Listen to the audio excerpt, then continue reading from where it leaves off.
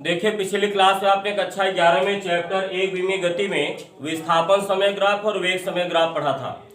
आज की क्लास में हम लोग पढ़ेंगे त्वरण समय ग्राफ। त्वरण समय ग्राफ क्या होता है?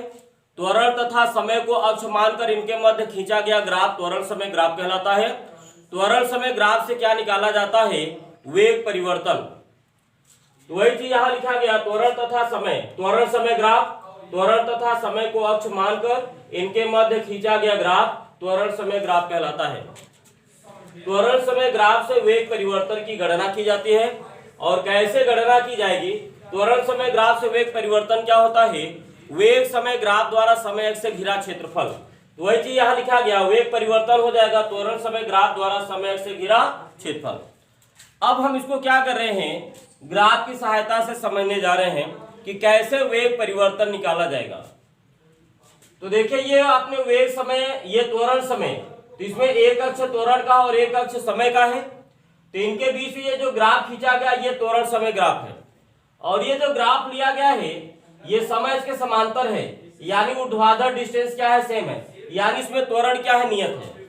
मान लिया त्वरण, जो नियत त्वरण है वो ए है, स्मॉल ए। हमको कितने समय में वेग परिवर्तन निकालना है? टी समय में। ये समय 0 हो गया और ये समय कितना हो गया?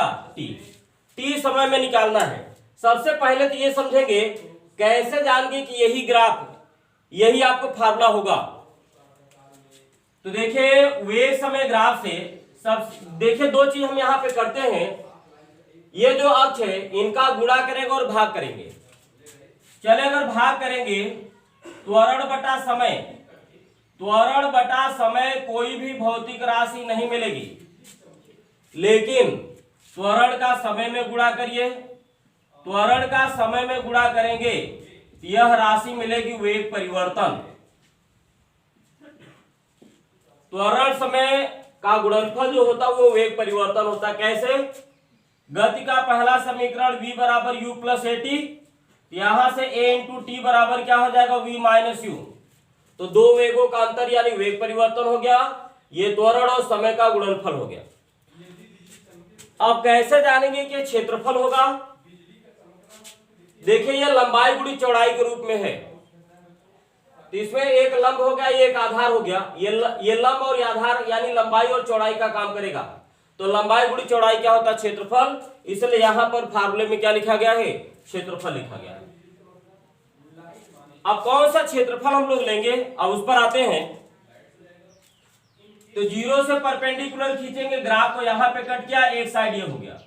टी से परपेंडिकुलर खींचेंगे ग्राफ को, यहां पे कट करेंगे, एक साइड ये हो गया। और एक साइड 0 और टी के बीच में, एक साइड दोनों कटान बिंदुओं के बीच में, इन चारों साइड के बीच में जो घिरा क्षेत्रफल है वही क्षेत्रफल हो जाएगा टी समय में वेग में परिवर्तन। तो चलिए ये क्षेत्रफल हम कैसे निकालेंगे? ये कौन सा शेप है? आयत। और आयत का क्षेत्रफल होता है लंबाई गुणित चौड़ाई। तो सबसे पहला काम हम लोग क्या करेंगे, इसमें सूत्र लिखेंगे। तो 0 से t समय के लिए, 0 से t समय के लिए, 0 से t समय के लिए, 0 से t समय के लिए, तो अगर हम 0 से t समय के लिए आते हैं, अब इसमें सबसे पहले हम सूत्र लिखेंगे। सूत्र क्या है? वेग परिवर्तन। वेग परिवर्तन हो जाएगा वेग समय ग्राफ द्वारा, वेग समय ग्राफ द्वारा समय अक्ष से घिरा क्षेत्रफल। ये फार्मूला आपने अप्लाई कर दिया। अब चले वेग परिवर्तन, तो यहां पर हम लोग लिखेंगे वेग परिवर्तन। वेग परिवर्तन इक्वल टू हो जाएगा, ये देखिए ग्राफ द्वारा समय से घिरा क्षेत्रफल यही है।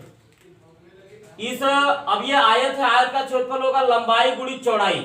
ये लंबाई कैसे निकालेंगे, a माइनस 0 यानी a, और ये चौड़ाई निकालेंगे t माइनस 0 यानी t। ये हो जाएगा a इंटू टी।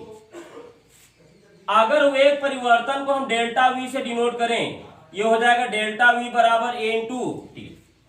अगर प्रारंभिक वेग u और अंतिम वेग v है, तो ये डेल्टा v क्या हो जाएगा, v माइनस यू बराबर क्या हो जाएगा, at। अगर इसी u को उधर ले जाएंगे तो v बराबर u प्लस at हो जाएगा, गति का पहला समीकरण। तो हम गति के पहले समीकरण का ग्राफ विधि से निगमन हम इस तरीके से कर सकते हैं। अब अगला हम लोग पढ़ेंगे वेग ग्राफ की सहायता से गति के समीकरण का निगमन। गति का पहला समीकरण होता है v बराबर u प्लस at। तो प्रथम समीकरण v बराबर u प्लस at का निगमन ग्राफ विधि से कई तरीके से निगमन किया जाता है। त्वरण समय ग्राफ की सहायता से भी निगमन कर सकते हैं, वेग समय ग्राफ की सहायता से भी निगमन कर सकते हैं। पिछले वाले में हमने आपको त्वरण समय ग्राफ की सहायता से दिखाया था।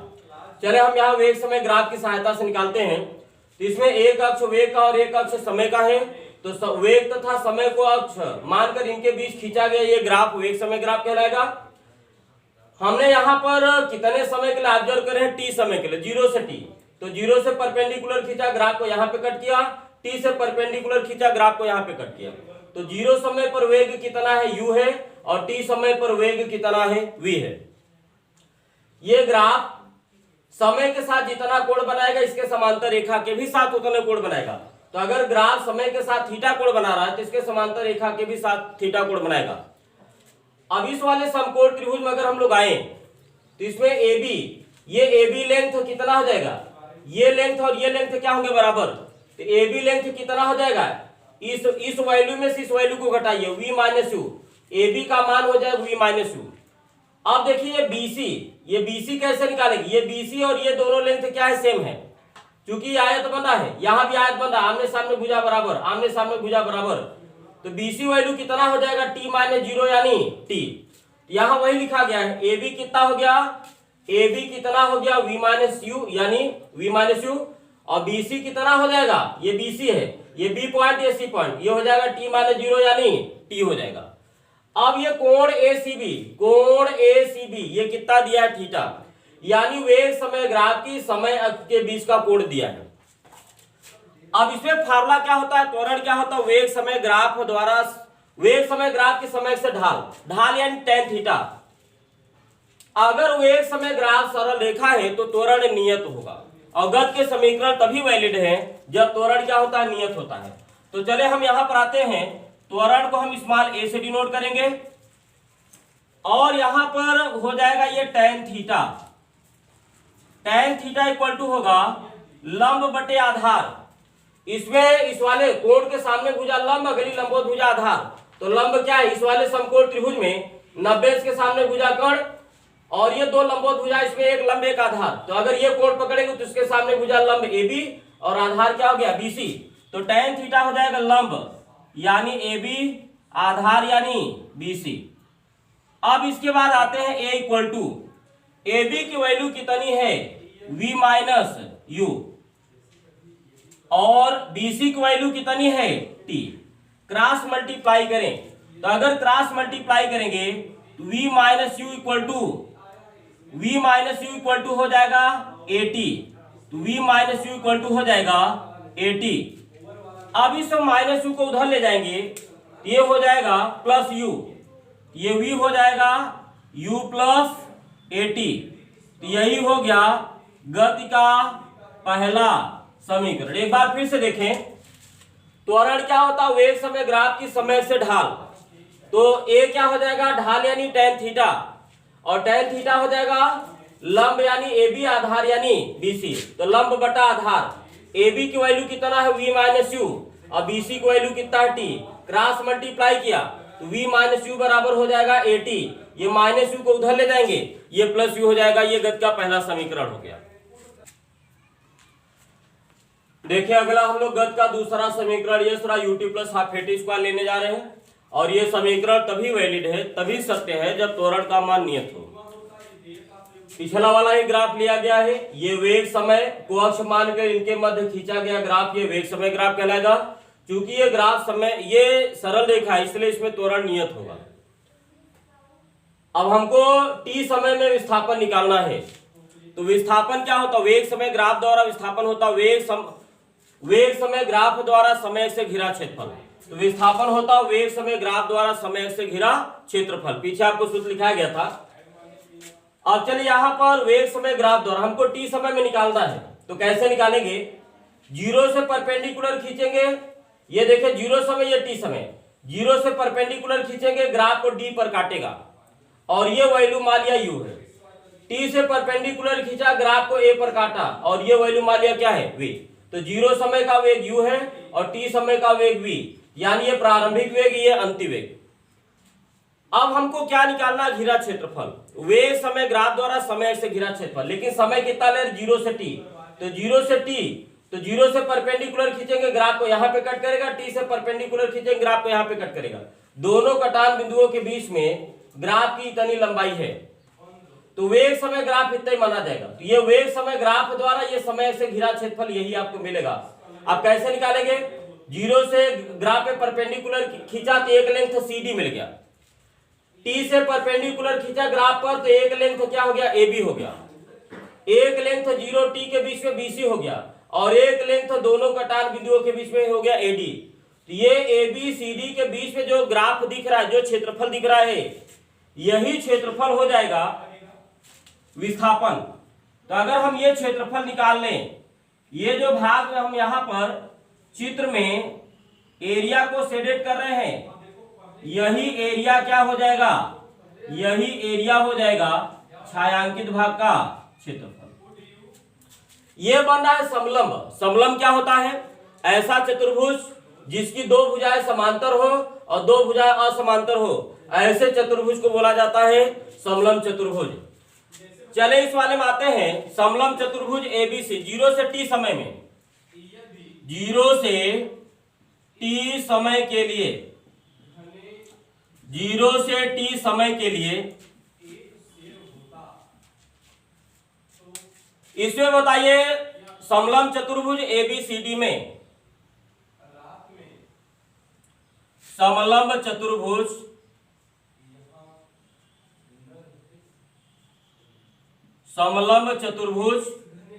ABCD में इसमें बताएं AB कितना होगा? AB हो जाएगा, ये देखिए AB जो लेंथ है, A पर वैल्यू वेग V है और T पर वेग, यहां देखिए AB वैल्यू कितनी हो जाएगी? इस वैल्यू में से इस वैल्यू को घटाएं तो V माइनस 0 यानी V हो जाएगा। इसमें अगला हम निकाल रहे हैं CD। तो CD कैसे निकालेंगे? इस वैल्यू में से इस वैल्यू को घटाएंगे, यानी U में से 0 को घटाएंगे तो CD वैल्यू मिलेगी। तो CD वैल्यू कितनी हो गई? U। अगला जो BC वैल्यू है, अगर हम BC निकालें तो BC बताइए कितना हो जाएगा? ये BC वैल्यू हो जाएगा T माइनस 0 यानी T। अब इसके बाद आते हैं, फार्मूला अप्लाई करते हैं विस्थापन। तो विस्थापन आप कैसे निकालेंगे? विस्थापन होता है वेग समय ग्राफ द्वारा समय से घिरा क्षेत्रफल, यानी आपको ये वेग समय ग्राफ द्वारा समय से घिरा क्षेत्रफल है, यानी समलंब चतुर्भुज ABCD का क्षेत्रफल। समलंब चतुर्भुज ABCD का क्षेत्रफल, समलंब चतुर्भुज का क्षेत्रफल। विस्थापन को हम किससे डिनोट करते हैं? S से। समलंब चतुर्भुज का क्षेत्रफल होता है 1/2 गुणित समांतर भुजाओं का योग। पहली समांतर भुजा क्या है? AB। अगली समांतर भुजा क्या है? CD। इनटू दोनों समांतर भुजाओं के बीच का परपेंडिकुलर डिस्टेंस क्या हो गया? BC। 1/2 AB वैल्यू की तरह है V, प्लस CD वैल्यू कितनी है? U, इनटू BC वैल्यू कितनी है? T। तो यही हो गया विस्थापन। तो विस्थापन कितना हो गया? अब ये कोई फार्मूला नहीं, आपको इसको याद नहीं करना है। अब इसी को हम क्या करेंगे? आगे बढ़ाएंगे। तो देखिए इसी को, तो विस्थापन हो गया